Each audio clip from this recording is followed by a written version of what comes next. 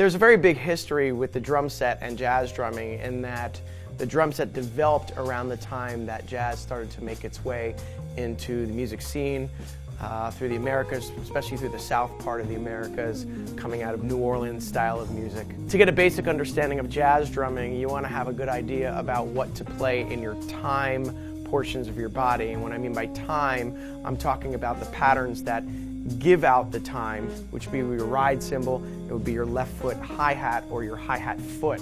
The best place to start with jazz playing is to understand the pattern or the main, what we call an ostinato, to play in jazz. And that would be a pattern on your ride cymbal playing 1, 2, and 3, 4, and 1, 2, and 3, 4. Sounds like this.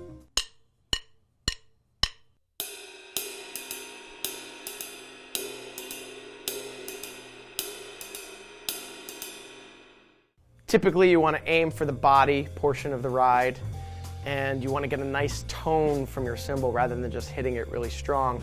I'm also using thinner sticks to get a little bit more of a jazz tone to my playing. Typically, what you're going to start doing is playing 2 and 4 on your left foot with that.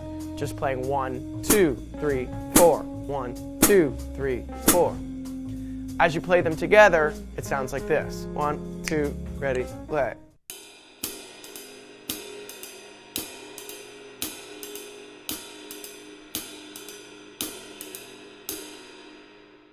Now, as drummers, we spend a long portion of our time developing independence and coordination against that pattern. The best thing to do would maybe start with just some quarter notes on either the bass drum or the snare drum against this pattern. In addition, notice that I've tuned up my bass drum and tuned my snare drum down to create more of that jazz tone we're looking for.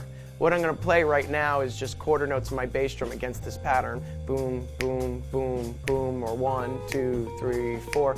So you can hear what's called a walking bass line against it. 1, 2, 3, 4.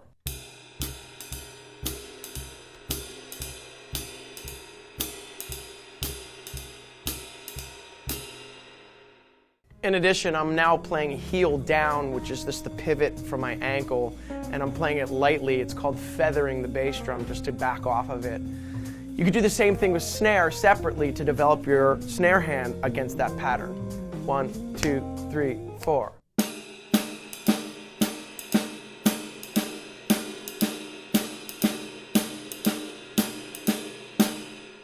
And though there are infinite patterns that you could play against that, in addition to changing that time pattern, that right there is a good place to start to develop the independence you need for jazz drumming.